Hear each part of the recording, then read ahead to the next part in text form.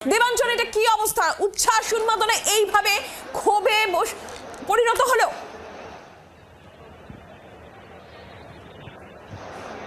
একদমই তাই। যে মেসি শো যুব ভারতীতে যেটা উচ্ছ্বাসে এবং মানে স্যাটারডেতে একটা স্যাটারডে কার্নিভাল হওয়ার কথা ছিল, সেটা কিন্তু শেষ পর্যন্ত এই মুহূর্তে স্টেডিয়ামের ভিতরে যা খবর পাচ্ছি, ভিতরে প্রচুর লোক রয়েছেন এবং স্টেডিয়ামের ভিতরে এখনও আমরা চেয়ার ভাঙার শব্দ পাচ্ছি। একটা বিশৃঙ্খলা তৈরি হয়েছে, পুলিশের সাথে একটু আগে হাতাহাতি হয়েছে, ভিতরে এখনও লোক রয়েছে। মানুষের কিন্তু একটাই দাবি, তাদের প্রতারণা করা হয়েছে। পুলিশ কোনোভাবে, যেহেতু মাঠে আসা দর্শক, তার ফলে পুলিশ কোনো কড়া হাতে সেই পরিস্থিতি দমন করার দিকে যেতে পারছে না। বুঝিয়ে সুঝিয়ে কোনোভাবে দর্শকদের সেখান থেকে বের করার চেষ্টা করছে, কিন্তু দর্শকদের একটাই দাবি, 50,000, 30,000, 40,000 দিয়ে যে টিকিট তারা কিনেছিলেন সেই টিকিট দিয়ে তাদের প্রতারণা করা হয়েছে। এবং সবথেকে বড় ব্যাপার হচ্ছে, মেসি যখন ভিতরে, তখন শাহরুখ খান এসেছিলেন। শাহরুখ খান এসে যুব ভারতীতে না ঢুকে তিনি কিন্তু বেরিয়ে যান।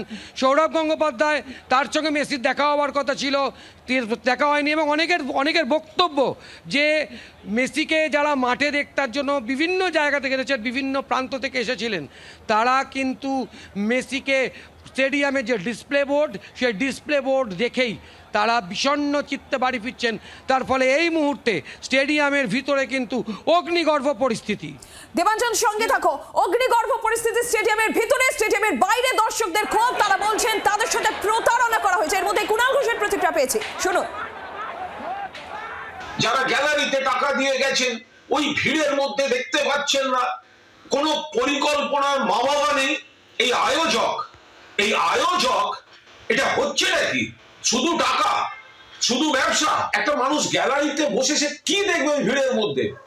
কোনো পরিকল্পনা থাকবে না। মাননীয় মুখ্যমন্ত্রী পৌঁছবার আগেই মেসিকে বেরিয়ে যেতে হচ্ছে। মেসিকে দেখতে না পেয়ে ক্ষিপ্ত দর্শক, এবং তারপরে রীতিমতন বোতল ছোড়া শুরু হলো, চেয়ার ভাঙা শুরু হলো, ব্যানার ছেড়া শুরু হলো। চরম বিশৃঙ্খল অগ্নিগর্ভ পরিস্থিতি, পুলিশের সঙ্গে পর্যন্ত হাতাহাতি হয়। কমব্যাট ফোর্স নামানো হয়েছে পরিস্থিতি নিয়ন্ত্রণে। বিক্রম দাস আমাদের অপর প্রতিনিধি সরাসরি রয়েছেন। বিক্রম, কি অবস্থা, কি দেখছে এখন, কি চলছে?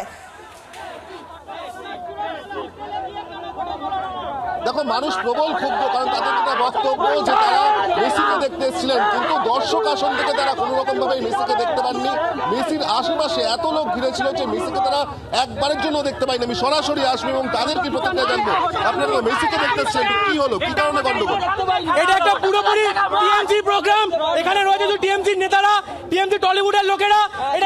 এটা মেসিকে দেখতে আসছি না, এখানে সৌরভ বিশালকে দেখতে এসেছি আজকে আমরা। 5,000 টাকা করে দিয়েছি সৌরভ বিশালকে দেখার জন্য। দেখতে পারিনি, পুরোপুরি স্ক্যাম করেছে। বলেছে শাহরুখ খান আসবে, শাহরুখ খান আসেনি। বাংলার আওয়াজ, বাঙালির আবেগ, জি 24 ঘন্টা।